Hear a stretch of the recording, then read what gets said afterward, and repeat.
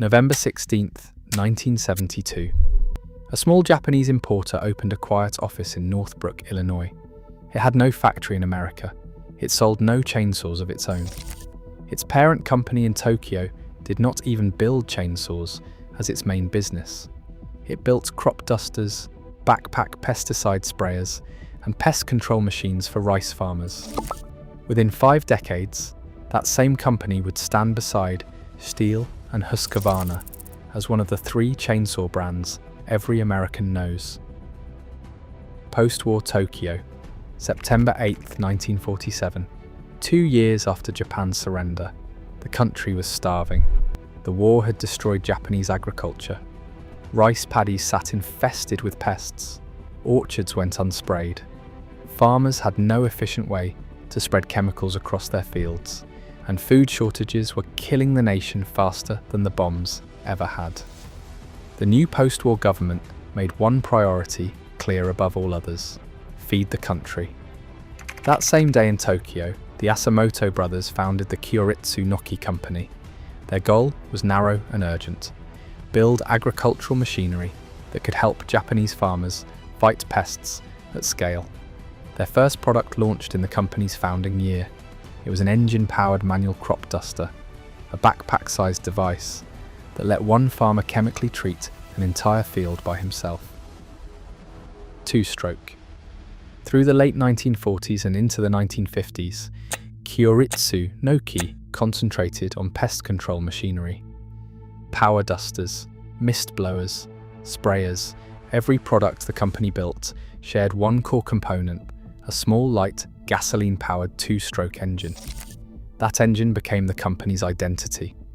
While American firms specialized in chainsaws and German firms specialized in forestry tools, Kyoritsu Noki specialized in the motor itself. It could be bolted onto anything that needed power in a portable package. By 1960, the company tested that theory for the first time outside agriculture. It introduced its first brush cutter, a handheld tool for clearing thick grass and weeds. The 2-stroke engine had jumped from rice paddies to forestry. First chainsaw. 3 years later, in 1963, the same engine carried the company even further. Kyoritsu Noki launched its first chainsaw, the CS80. The saw carried a brand new name on its housing: Echo.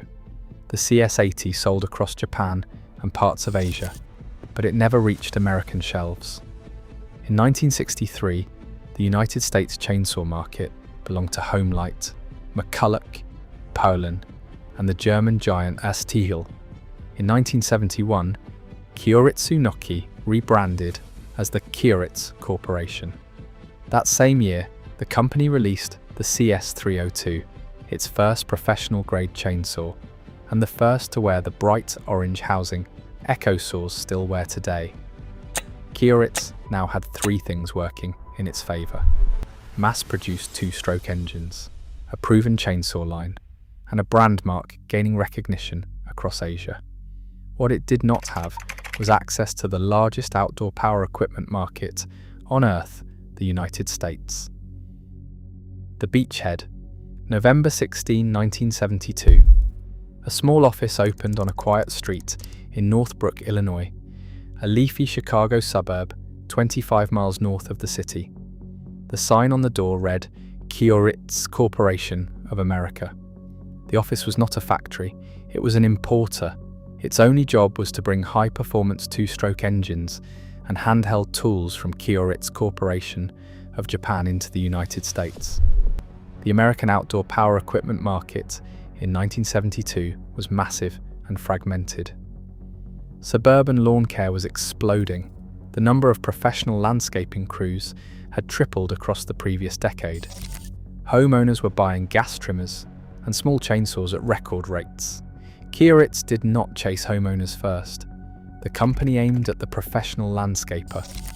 The pro buyer cared less about price and more about whether a tool would last through 8 hours of daily use. Kyoritsu believed its 2-stroke engines would. The American chainsaw market in 1972 was already crowded. Homelite dominated the homeowner segment from its plant in Port Chester, New York. McCulloch ruled the West Coast. Steel had just begun importing its German-built professional saws into the United States in volume. There was no obvious room for a fourth Japanese brand nobody had heard of. But Kioritz had something the American competitors did not. The leaf blower, the blower. 2 years before the American office opened, the parent company in Japan had launched a new product. The PB9, released in 1970, was a backpack power blower. Kioritsu Noki had built the device by adapting the same backpack frame and two-stroke engine the company already used for its mist blowers and crop dusters. The company swapped the chemical nozzle for a wide-mouthed air tube.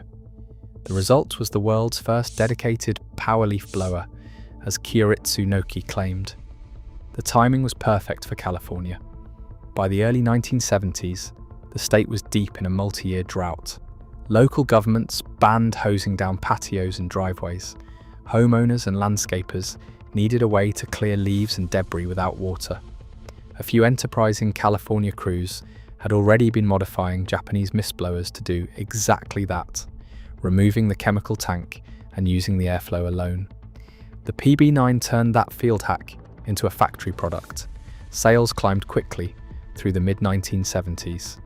Every landscaping crew in the American Southwest started seeing the orange backpack blower at job sites. In 1978, Echo expanded the line further. The company introduced the PB200, which it claimed as the world's first handheld power blower. The PB200 weighed less than 8 pounds and could be operated with one hand. Together, the PB9 and PB200 did something the chainsaws back in Japan had never done. They put the company's tools into the daily working hands of American professionals. The rebrand 1978 was also the year the parent strategy changed. Kioritz Corporation of America officially renamed itself Echo Incorporated. The Echo name had existed on the company's chainsaws since 1963, but it had been a single product line within a larger Japanese brand. Now Echo became the entire American identity. The reasoning was practical. Kioritz was hard for English speakers to pronounce. Echo was short, memorable, and easy to print on a label. The rebrand came with a manufacturing shift. Echo opened its first United States production and assembly operations in Wheeling, Illinois, 10 miles south of Northbrook. The first product made on American soil was the GT200, a curved shaft grass trimmer aimed at landscapers and serious homeowners. Echo was no longer just an importer, it was now a manufacturer with a domestic supply chain. Throughout the early 1980s, the company's product range expanded fast. Chainsaws, straight shaft trimmers, brush cutters, hedge trimmers, edgers, and backpack blowers all rolled out of the Wheeling plant. Echo's North American workforce climbed from a handful of importers in 1972 to several hundred employees by 1984. In 1984, Echo created its Canadian subsidiary, Echo Power Equipment Canada. The expansion gave the company access to professional logging customers in Ontario, Quebec, and British Columbia. 1 year later, in 1985, Echo made its biggest American move yet. The company established its permanent corporate headquarters in Lake Zurich, Illinois, a village 35 miles northwest of Chicago. The new campus opened with a single 100,000 square foot manufacturing facility. Echo would never leave Lake Zurich again.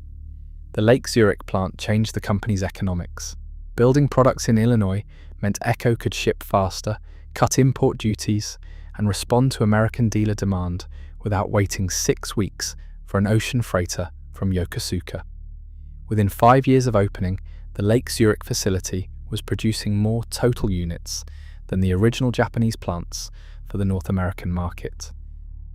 The strategy.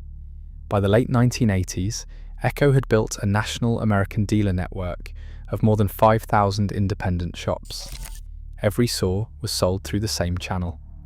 A landscaper or homeowner walked into a local power equipment store, talked to a dealer, and left with an Echo product that came with hands-on service. The company's price positioning was deliberate.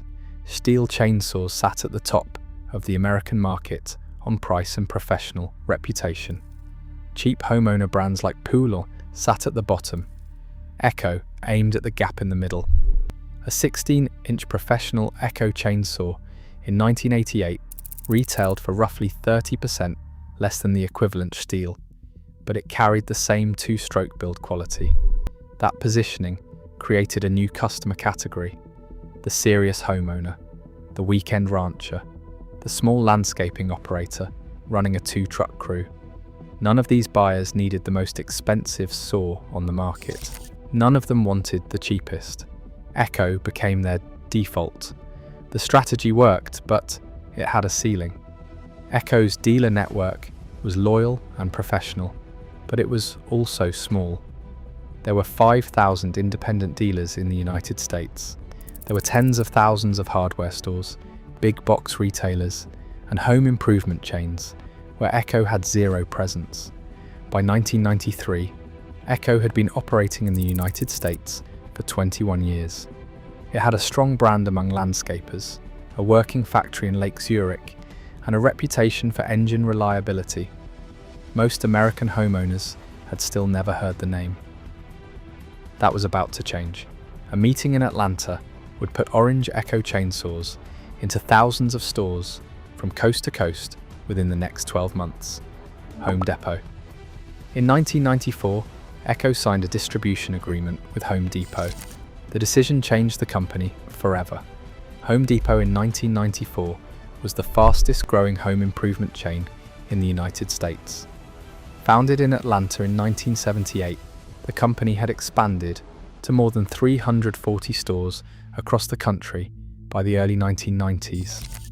Its model was simple: stack everything a contractor or homeowner could need into a 100,000 square foot warehouse, sell at low margins, and let volume do the rest. Walking into a Home Depot meant walking past row after row of orange and white branding, plywood, paint, and power tools. For Echo, the deal was high risk. The company had spent 22 years building a network of 5,000 independent dealers across North America. Those dealers earned their living on Echo product sales and after-sales service. Putting Echo chainsaws on Home Depot shelves meant competing directly against the same dealers who had built the brand from scratch. Echo solved the problem with a split product strategy. The professional saws and high-end commercial blowers stayed with the independent dealers.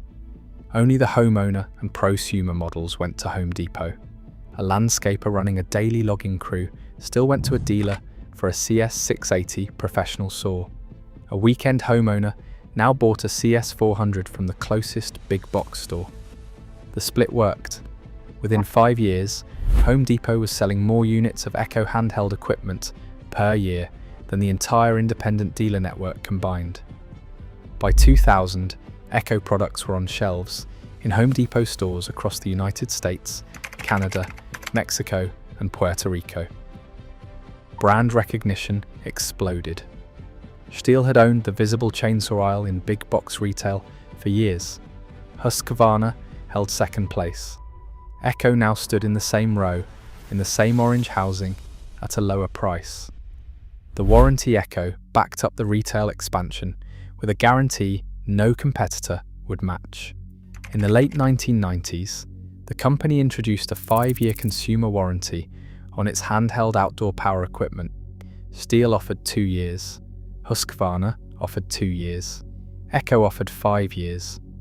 For a homeowner walking into a Home Depot in 2001, the math was simple. 2 saws sat on the shelf at similar price points. One came with a 24-month guarantee. The other came with a 60-month guarantee from a Japanese-engineered company that built its own engines in Illinois.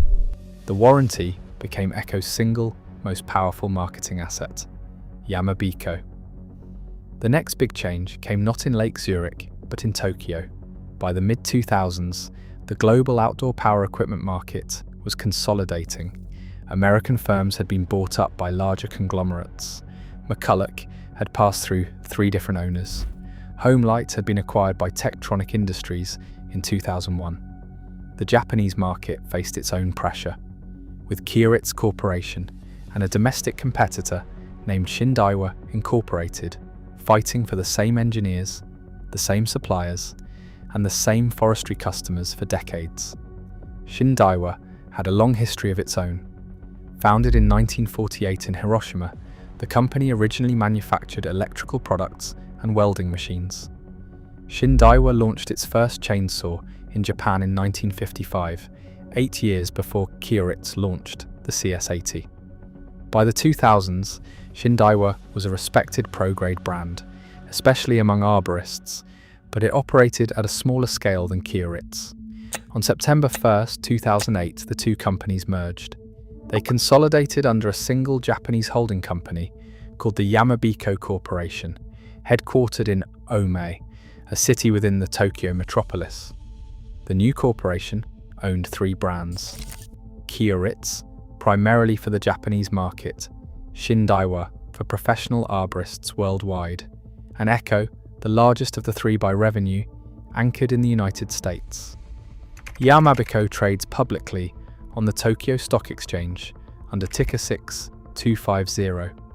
Echo Incorporated remained intact in Lake Zurich. Its leadership, manufacturing, dealer network, and Home Depot relationship continued without interruption.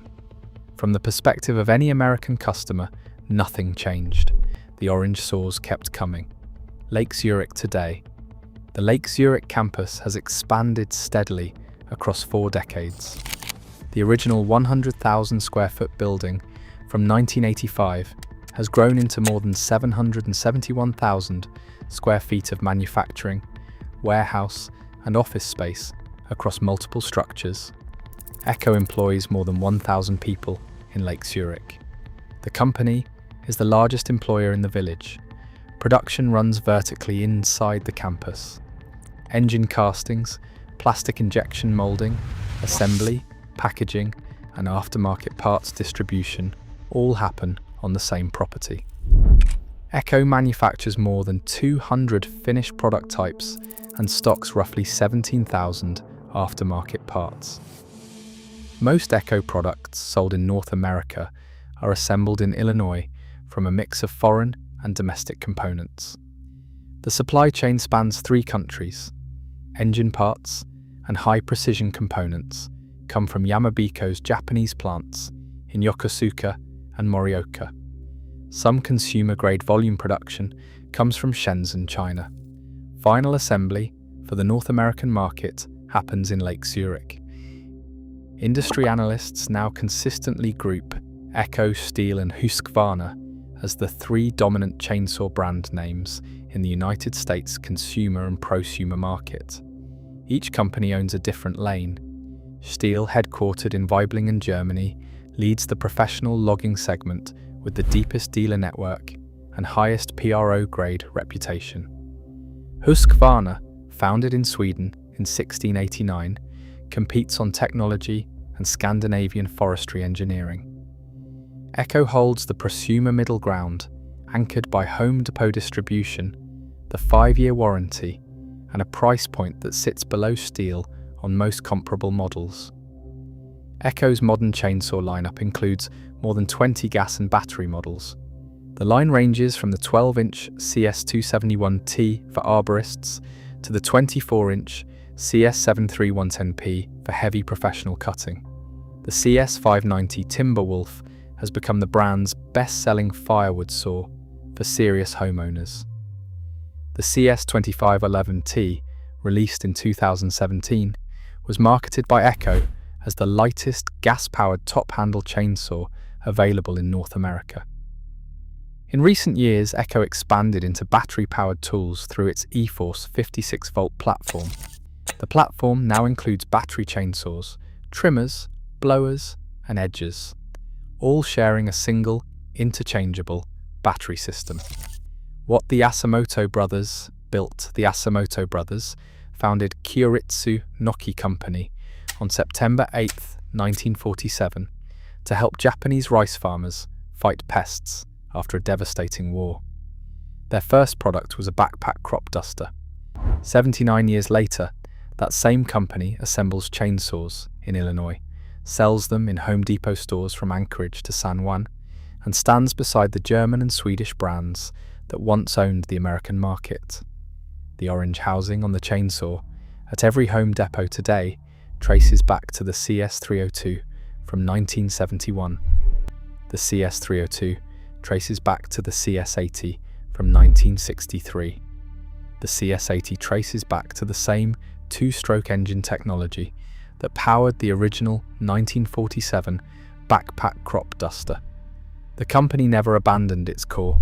Every Echo chainsaw, every blower, every trimmer is built around a small, light, gasoline-powered engine descended from a tool designed to spread pesticide across a post-war Japanese rice paddy. If you enjoyed this video, consider subscribing and hitting the like button. More stories of unlikely companies that built unlikely empires are coming.